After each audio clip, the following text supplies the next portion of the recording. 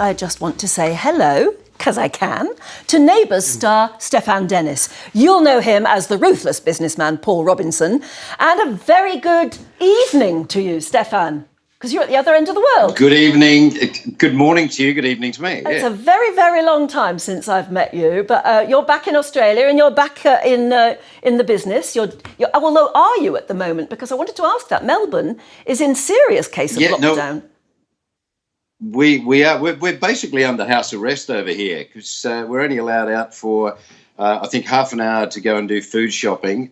Strangely enough, you're still allowed to buy booze, bless them, or go to work if you can. Unfortunately, our profession comes under the heading of essential services. Go figure.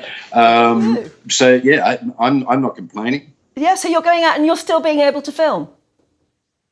Yes, we are. Yeah, we're under incredibly strict guidelines and regulations. I mean, I'm probably working in one of the safest places in the world at the moment because of the restrictions and the model that we have in place. I mean, we to the point where we have to actually have a work permit to be able to travel to and from work, and we're only allowed to go from our home to work, and that's it. Also, we're tested. We're temperature tested before we're even allowed out of our vehicles into the building. We're COVID tested every week. We've got, the sanitation and precautions around the building. We've got health officers on duty all the time who are eagle-eyed, watching absolutely everything we do. The only time that we're not allowed to wear, or that we don't have to wear the masks, is when we're actually in the process of filming a scene.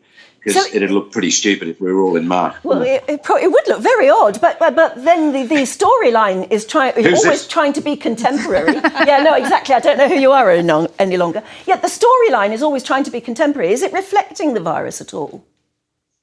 Well, it's really weird because obviously our producers in Fremantle were not, they had no idea that this pandemic was going to go on for so long. So when we did the first lockdown and we actually came up with the model and were the first production company to go back into production in the world, I believe, they thought it was going to be that period of a month and then it was all okay. And the executive producer very wisely thought, look, I'm not going to project the storyline because when it goes to air in 3 months, COVID is going to be well and truly over and people are going to go, oh, what's this storyline? Well, little did we know it was going to come around for a second wave and hit us well and truly in the eyes this time. Well, it's good, as you said, that you're in this very, very safe environment because you've been working with your son, or at least he's been in the storyline, hasn't he? Yes, I have, yeah. Well, it's weird because you say I've been working with my son, but I actually haven't.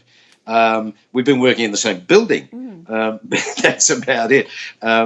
Yeah, there we go. The lovely picture of the two of us. No, it was really weird because this was during the first lockdown, and part of the model that we have in place at the studios is that the studios is actually divided into two.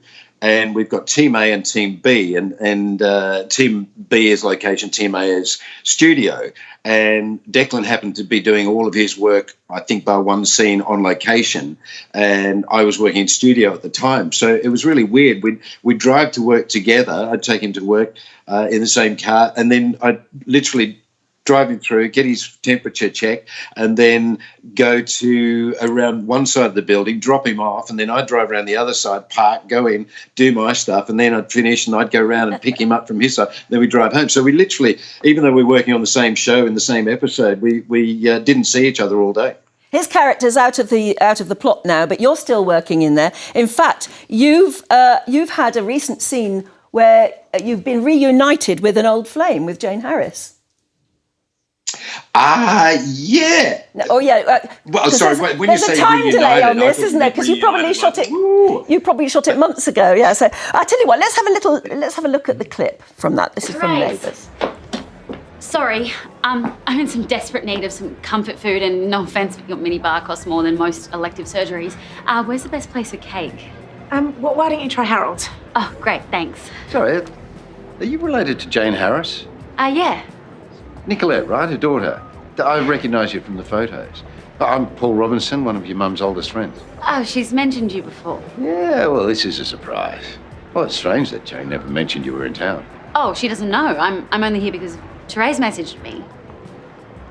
Excuse me? Yeah, you see, you're still a bit of a smarmy what's-it, aren't you? How many times has your character been married? Has my character been married, did you say? How many times? About six. Is it? Yeah. 6 times. Oh, Yeah, Rebecca, who plays way. Therese, she's wife number 6. Oh, my goodness me. But eight weddings. Go on, figure that one out. Yeah, I tell you what, you starred in the first episode ever, didn't you? I certainly did. Yeah. Day one, scene one. And your character has just grown and grown, but not matured, funnily enough, by the look of it. Yeah, become more of a dork, I think, over the past couple of years. Paul sort of goes through these troughs and things because one minute he's Mr. Evil and quite malevolent, and then he went through a experience where he had the brain tumour and all of that, and had the operation, became squeaky clean Mr. Nice. Then he gradually became Mr. Nasty again. And I found the last year or so he's just been a grumpy old gossip. But the good news is for the viewers out there is Paul's going to turn very nasty again quite soon. Oh, good. Glad I'm actually working on it at the moment. Glad to hear it. Well, we'll love you and leave you. You can't go out tonight, can you? It's curfew in Melbourne. No, I can't go anywhere. Not allowed to. Well, it's been great that you've been able to pop in and see us.